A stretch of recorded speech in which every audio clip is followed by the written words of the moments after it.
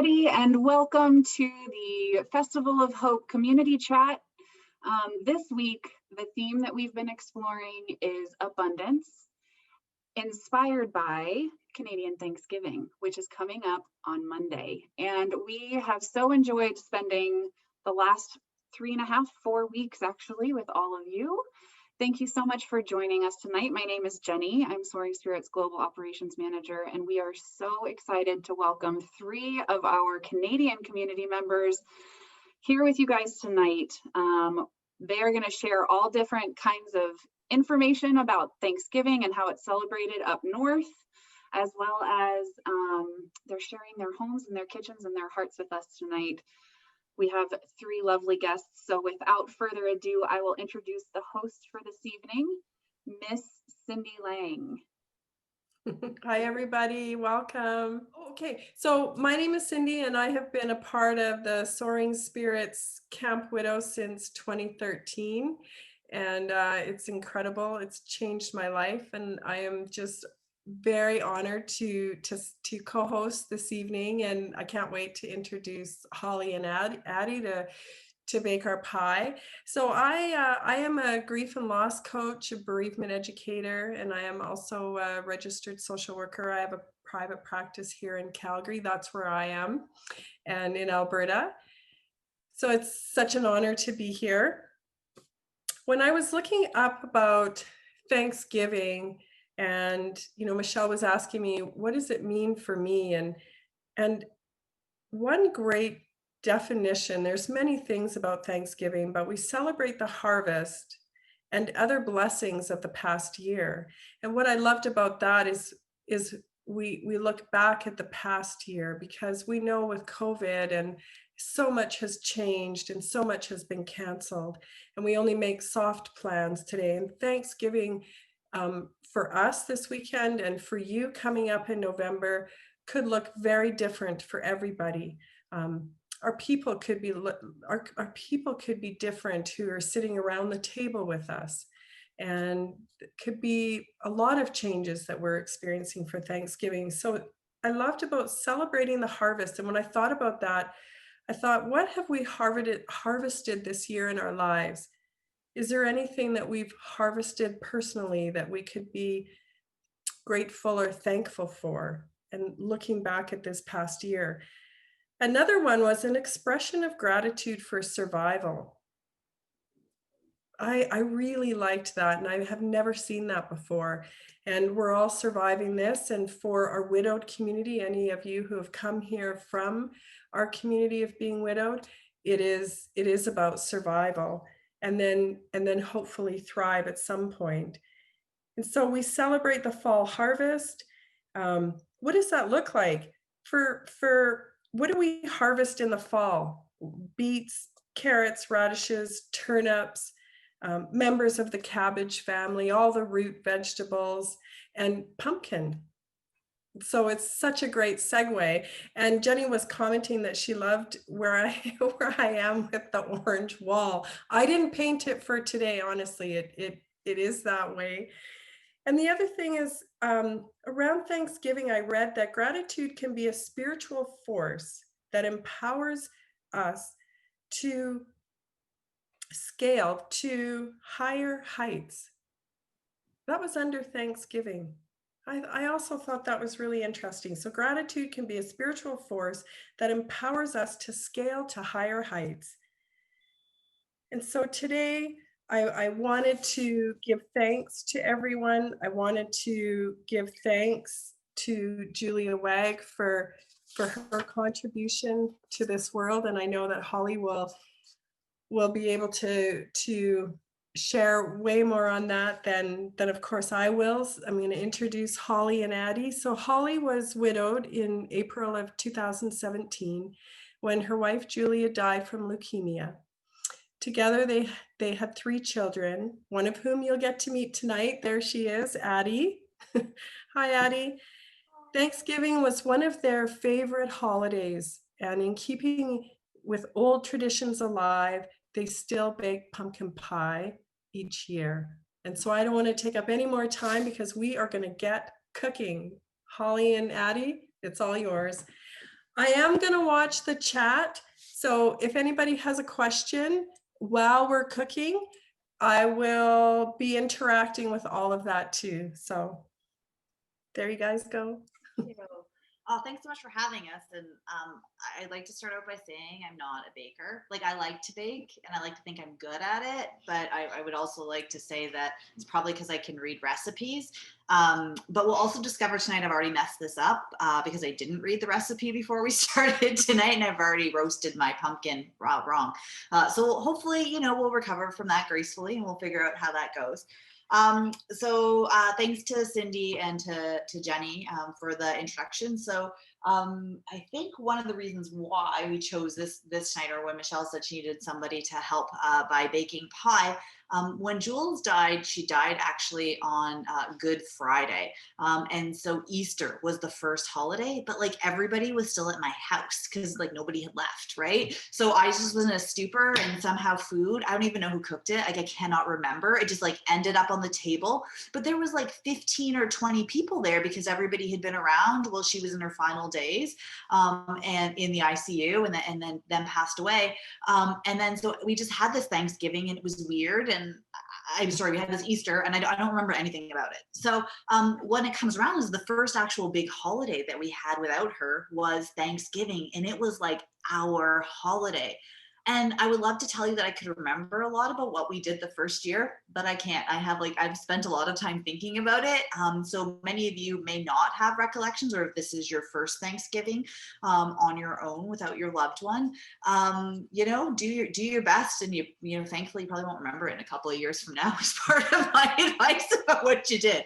But one of the things that was really important, because we had kids together, was keeping some of those traditions alive. And so for us, that pie is one of them. Same with the turkey. So we usually normally roast like a huge big turkey. We make our stuffing, and I make cranberry sauce from scratch, and I cook for several days for everybody to come over and eat the food within like an hour. So it feels really weird after having done all that cooking to have, all the kids scatter. But this year, because of COVID, there's just 3 of us. So we're not going to have any big celebrations here where we are. We're in Ottawa, which is Ontario. There's also the capital of Canada, because we have a surge in cases right now. So we've been asked to all sort of stay home and just hang out with the people that we live with. So so there we are. So I think, shared the recipe ahead of time. And when I first moved out on my own, and it was really like I went to university, and then Jules and I were dating, and then we got married. We did have a house. I didn't actually never was taught how to cook. And it turns out she was Italian and she could cook. So that was fantastic. And she was really into it. She worked with her Nono, who had all these like secret family recipes. And I took over baking because that basically meant I had to read something and follow the instructions. And I'm pretty good at that. So baking has always been a thing I can do, minus widow brain, which I actually still now very, if you're all probably familiar with this, even if I read the recipe still, and it's been like almost 4 years, I will read a recipe and I always still miss steps. I'm like, didn't I read that in step 2? And I still can't read correctly and retain the order of operations. So if anybody else is further out than me and tells me that your brain has come back and you're much better at reading recipes, you can let me know and give me some hope on that front. But it's better, but it's still not good. So tonight we are supposed to start, I don't know if I hope everybody has access to somewhere at a grocery store. Sometimes we'll actually go to the pumpkin patch, but we have sugar pie pumpkins.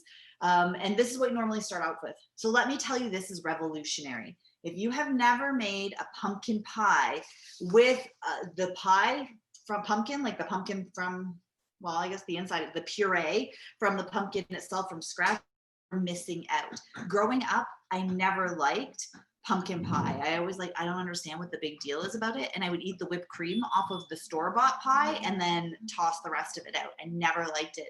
But this to me has been revolutionary. So what I did tonight is I cooked one. I've got one roasting in the oven now. Hopefully it'll come out halfway through the pie crust. But what you were supposed to do according to the recipe was just stab it a couple of times and just sit it in a little water bath and roast it for like an hour and a quarter, hour and a half, and then take it out.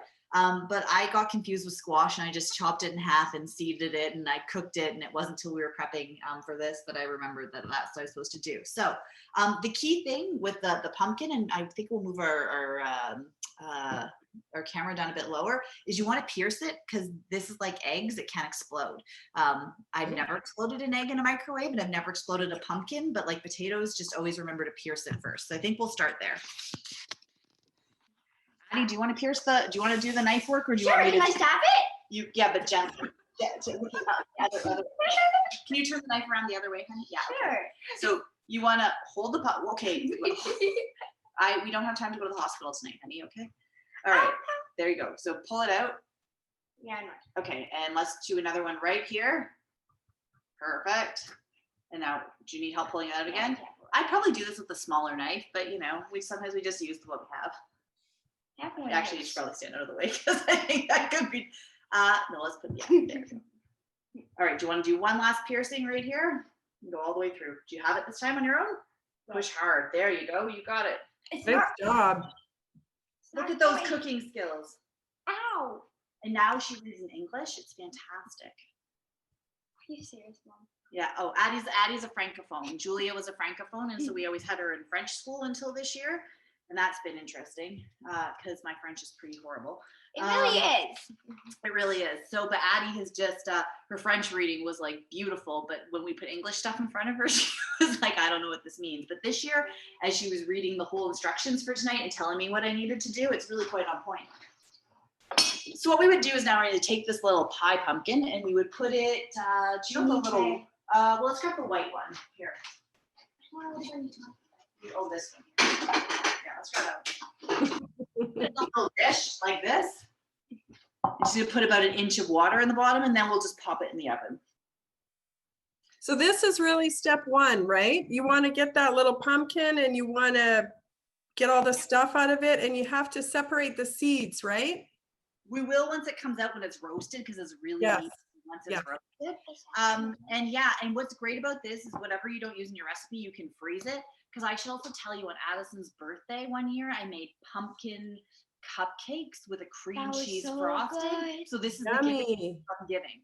And you can find these, and they're cheap right now. You won't be able to find pie pumpkins even sometimes that close at Christmas. They're just how many people, if you carve or do anything with pumpkins, actually roast the seeds? Does anybody put them sauteed? Aren't they delicious? Salt and a little bit of olive oil sprinkled on there.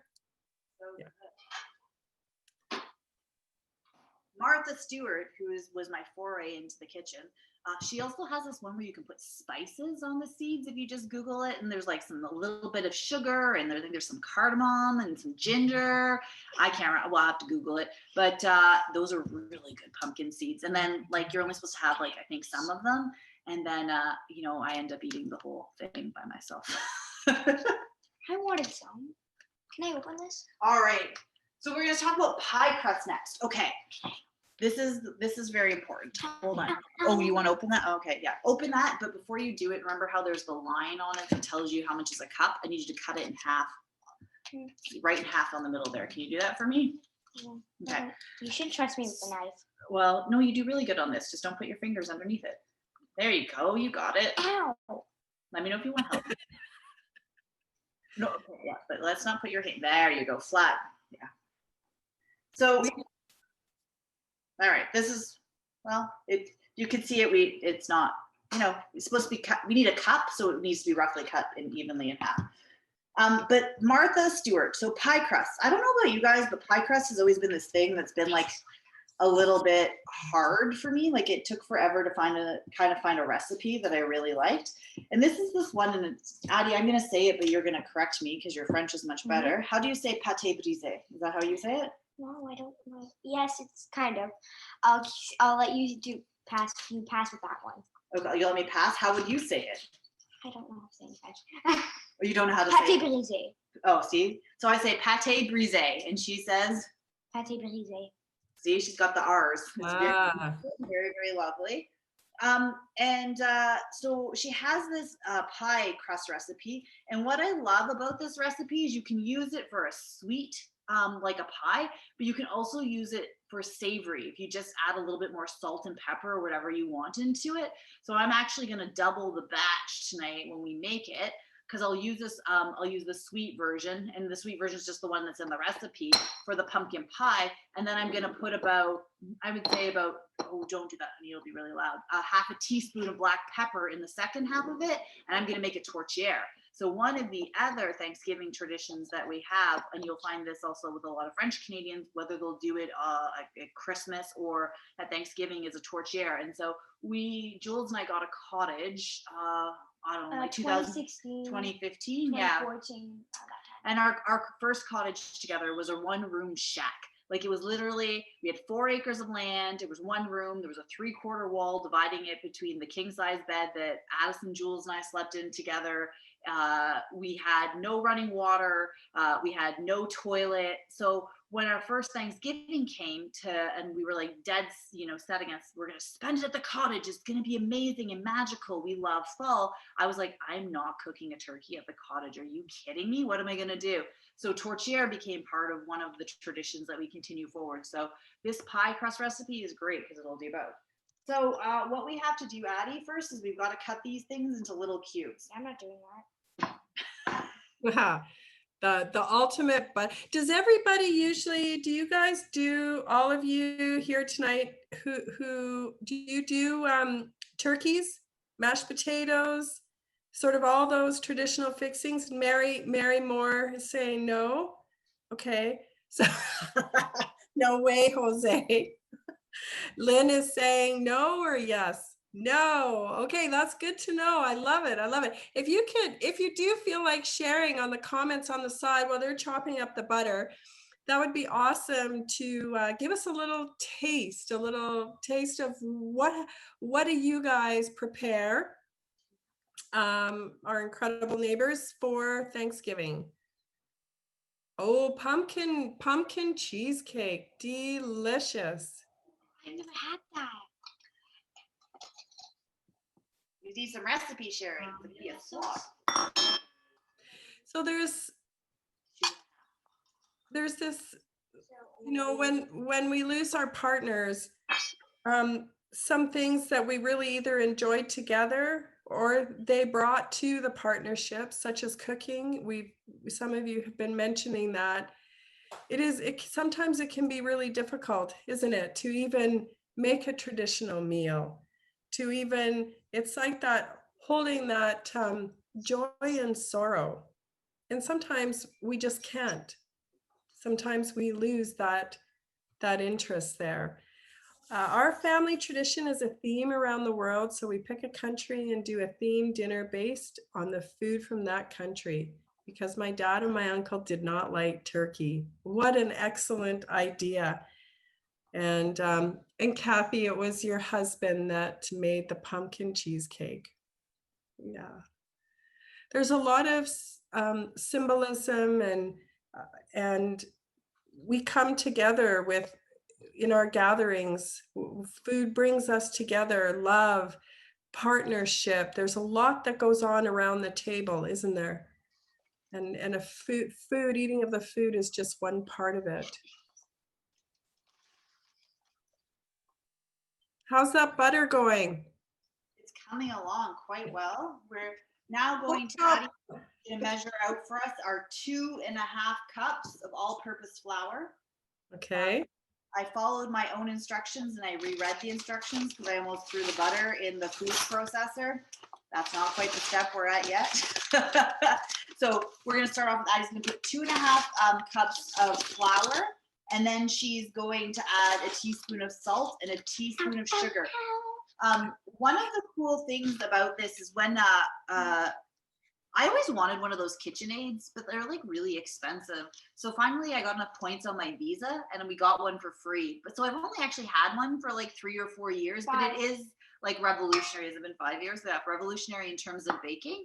But what's cool about this pâté brisé is you have to cut in the butter. So if you don't have this thing called a pastry cutter, I used to have one, but I broke it and I haven't replaced it. So all you do is 2 knives and then you stand there and sort of like cut the butter when we get to that stage a little bit methodically. And I find it a little bit therapeutic because I could stand there for like an hour, just like literally like slicing butter. If I didn't have anything better to do, slicing butter with knives, because you have to get it into little fine crumbly pieces.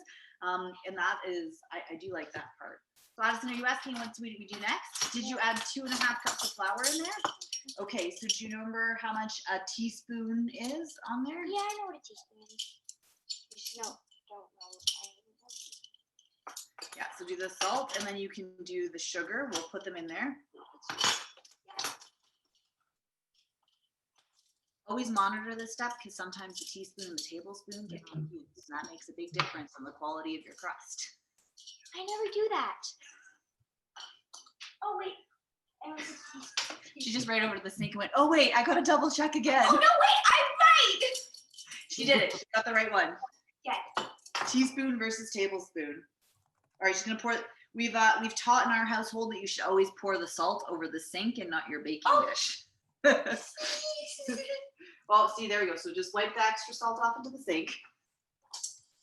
All right, and you want to put that in here? All right, and then I brought the sugar over earlier today because I thought that would be easier to do it this way. Sugar? You need a teaspoon again, so the same measurement that you just used. You like to bake, Addison? Oh, Medium. Medium. Do you like to eat the baking? Yes. that's the best part, isn't it? Can anybody share also, if you would like to share, how do you find abundance in your life? And I know that there's a lot of layers right now when we're grieving and we have COVID. There's a lot going on, but if you could share some ideas with us on the chat, that would be wonderful.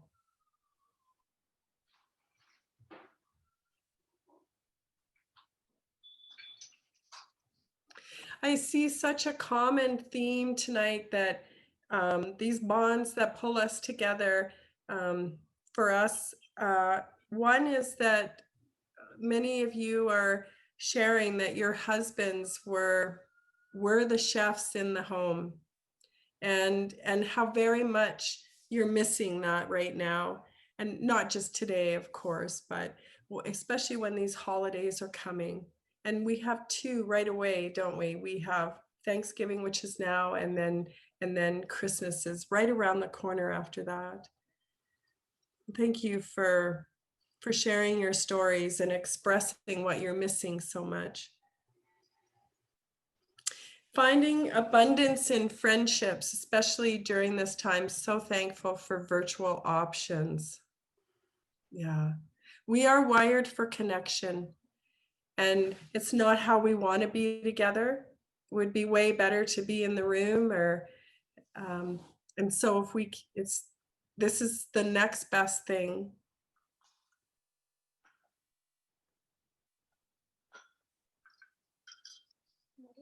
How's it going, Holly? How far away are you of sort of blending? We are at the best part. We just put the butter in. This is where you Oh, can I love always doing this. I sneak love doing this. chunks of butter and flour and eat them. Okay, bye. It's really good. You like butter. So next up, I'll take you guys over this. We're going to add in 1/4 cup to 1/2 cup of cold water. We sort of like drizzle it in slowly as it's running. This recipe here always takes closer to 1/2 cup has been my experience. And because we're not going to get to the whole pie cooking part, the cook time on that recipe is definitely wrong. It's like not, I think it says 30 or 35 minutes. It always takes me an hour to an hour 15. So don't worry, like if your pie still, like why is my pie look like it's jiggly in the middle when you go to take it out? I don't know. I don't think this went through Martha's test kitchen. All right, Addi, do you want to hold the computer or do you want to carry the water? You hold the computer. Do you want to bring it on over to our baking station? Okay. So everybody can see. Addi, will you turn this on slowly? We could do this all by hand, but we're just What number? maybe like 2. But we're not going to. Step back for a bit, and then we just like, literally probably should do it a little bit slower. It'll start to come together. Yes, a lot of groups have been canceled. A lot of things have been canceled, haven't they? Yeah. Soaring Spirits is not canceled. We're right here, right, Jenny? Yeah. Let's get this water in here and then we'll show you the creation. Okay. Not much. It's just water and a couple other things. Holly, when you're finished blending all of that, Yeah. then you're gonna take it out and you're gonna show us what it looks like, and then you're just gonna put it into the pie shell, the pie plate, right? Actually, no. No. No. What are you going to do? You're way over there. Martha has taught me about this dough. And this is why this recipe, I like it, because I don't know about you guys, but like often finding time to do things all at one time, I don't have. So I like it because I can break it into piecemeal. So like, you know, tonight I've done the pumpkin, we're going to do our pie dough. So it looks like this, but pâté brisé, when you put it together, because the butter's gotten, sorry, you say it again? Pâté brisé. Oh my God. When you put it together, it needs to get chilled again. So what you actually do is we take it out, and Addi, can you grab the saran wrap for us? Where's the saran wrap? So we make it into a big ball, and it all sticks together. And I did use a full half cup of ice water on it, make it into a ball. And then I'm gonna end up dividing it into 2 different balls. I'll show you in a second. Oh. There we go. Do you want to do the saran wrap cutting, or do you want me to do that? Saran wrap? That looks pretty good. Yeah, that's great. Yeah, it's not working. It uses no shortening, which I recognize. If you like butter, like this is the recipe for you. I actually never make my pie crust with shortening. Maybe somebody on here will convince me otherwise. But you take it out into a ball, so we have it. And then basically I divide it into 2. It says butter on it. And I'll make it, because this recipe makes 2, so you can have 2 bottoms or a bottom and a top if you want that. And what you just do is you take it on your Saran wrap. yeah, that's what this is called. Thank you. I would like to say it's a bit later here in Canada, and I do go to bed at 9 o'clock at night, so I do too. because I've been up since like 4:30. But you just flatten it down to a disc. Oh, you want to do that? Sorry, that's a great step. All right, and now we freeze it, and it has to go back in the fridge for at least a half an hour before you attempt to roll it out. We're gonna freeze it though. Okay. And you can freeze it, but the pâté brisé, what Martha will tell you, and this is a bit of a pain in the butt part, but I think it has pros and cons. She tells you to roll it out between 2 pieces of saran wrap. So number 1, I like this because it doesn't get your counter full of like all of the flour and the stuff and the gook to clean off. But if it's not cold enough and you try to roll it out in saran wrap, it sticks to the saran wrap, and then it like you get like pie dough over top of your saran wrap, and it feels a bit messy. So the key thing is I've learned is when you make your ball and you put it in the saran wrap, make it as flat as you can so that it's like you can put it in the freezer. Make it as flat as you can so it's easier to roll out. And when you get it out and you're ready to get, you know, for your pie crust, you like roll it quick. It takes, you know, not even like 3 minutes, put it in your pie dish, and then it goes back in the fridge for another half an hour before you even put the pie filling in it. So it's a thing of beauty, but it is the best recipe, in my opinion. So the next one. Addi, I love it. That's awesome. So you make the crust as you're doing now, and then you have to put it in the freezer for half an hour? Yep. Okay. And then you take it out, you roll it out, and then you put it in your pie plate, I think. Pie plate, and then into the oven. Yes, after we do our pie filling, which is the last step, which is the easiest step, is really mixing all the ingredients from the pumpkin. We'll take the pumpkin puree out, probably out of the oven. How much time do we have? I'm not paying attention, sorry. That's really Jenny? Yeah, I think we're gonna wrap up soon. Yeah, we're gonna wrap it up pretty soon. So what are you thinking, Holly and Addi? We're just literally gonna take this pie out of the oven. Look at that. Puree. Wow. So Beverly's going to make blueberry crisps. Delicious. I love fruit crisps. One of the easy recipes that Andrew taught her, no crust. Family all love it. At least that's what they tell me. How you? I don't even know if you could ever go wrong with a fruit crisp. You know, butter. What is it? Butter, oats, and fruit, and then it goes in the oven. Maybe a little bit of flour sometimes for people.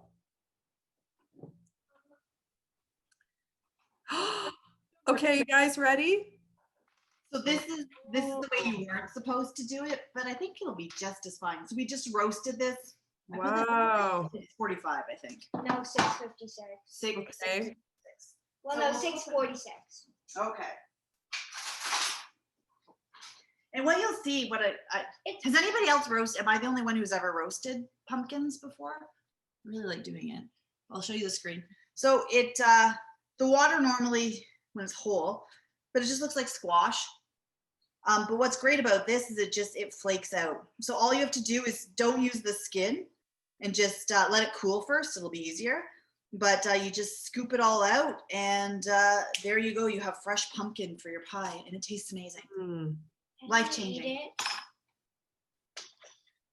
There's everybody's challenge, if they're up for a challenge, is to actually roast your own pumpkin. How many of us grew up with mums or dads making pumpkin pie with pumpkin puree out of the can? Yeah. So this is really awesome, Holly, that you brought this in to take, and it's nice and small. It's just a great roasting size to cut in half, put in the oven. And do it. Just make sure when you buy them or you go to the pumpkin patch, it's a pie pumpkin. They're sweeter. It's not just pumpkin that you can roast. I mean, you can. It just doesn't have the same texture or taste to it. So I didn't know there was a difference. So did everybody know that there's a difference between? No. So thank you. So if you want to use a pumpkin for your pie, you go find a pie pumpkin. Do. And I can say last year when we went to the pumpkin patch with Addi and her best friend, and as we were leaving, they had picked out all their pumpkins and a bunch of mini pumpkins, and I had grabbed 2 pie pumpkins, but they were the same size as the mini pumpkins, and in the back trunk of the car they like rolled around. So when we got home, we like weren't sure which was which. And after I roasted it, I realized I had roasted her pumpkin, and that my pie pumpkin was now on the front step, and like it was totally unusable for pie. Tell me this. Yeah, well, some things are better left at the time. Really, Mother? It wasn't a big deal. I love that pumpkin. It was a great pumpkin. Thank goodness it didn't end up, the squirrels ate it and they really enjoyed it. Oh my God, how rude. So there you have it. So all you do is the next steps is really where you put the pumpkin together, and I think there's some cloves and some ginger and some cinnamon and nutmeg, the puree, some evaporated milk. You mix it all up and then you're done. And that's the hardest part really, is literally this, which is roasting, finding the pumpkin and roasting it. Wow. Well, that is spectacular. Spectacular. Thank you. Holly, do you have any sort of final things to add before we kind of wrap up? And if anybody would love to come off mute and share anything that you have with abundance, please do so. You could do that now while we have some time left together. Mm-hmm. I think for us this weekend, we're really lucky. So many things. I always like to think with an abundance mindset, and I think on those really hard months, and I'll say there's been months that are hard. One of the things we started doing, Addi and I started doing together during COVID, is every night before bed, we share 3 things that we're grateful for that day, because we had a lot of like a negative mindset happening with both of us with all of the changes. So this weekend, when we talked about what we're really looking forward to, we're looking forward to this pie. We're looking forward to having tortilla. And one of our traditions is on Thanksgiving weekend, there's a place where we all used to go hiking together called Rock Dunder. It has this gorgeous lookout. It's a 6-kilometer hike.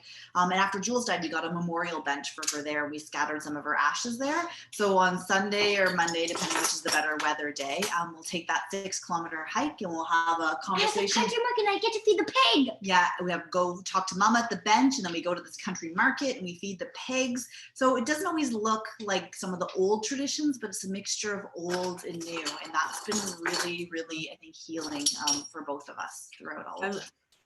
I love that. The mixture of the old traditions, the past traditions, and thinking about new traditions. Anybody else? Would anybody else like to share?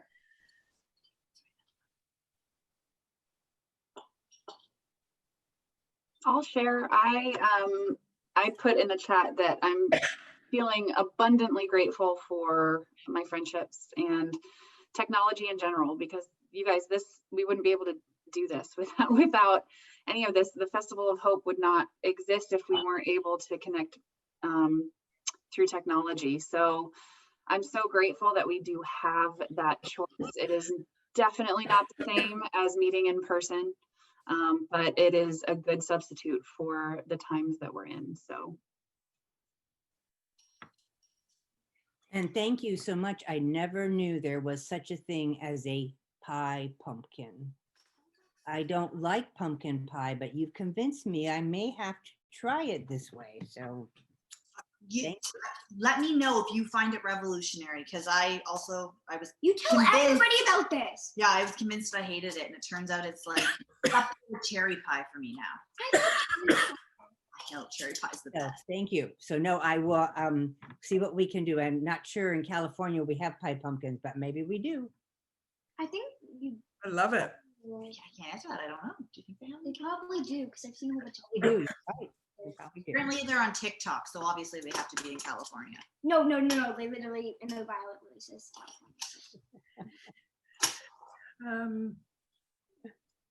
Always okay. Just looking at any last questions before we say goodnight? Holly and Addi, thank you so much. And we'll see how many of us make a pumpkin pie. And happy Thanksgiving to you, and happy Thanksgiving to us. And I'll hand it over to Jenny. Yeah, thank you guys so much for joining us this evening. This was so much fun to be in your kitchen, Holly and Addi. Cindy, thank you so much for joining us and leading us through this discussion. We wish our Canadian neighbors to the north a blessed and abundant, in whatever form that takes, Thanksgiving on Monday. We're so grateful that you shared your time with us this evening. So thank you guys so much. We'll see you guys next week for the Festival of Hope, week 5, believe it or not.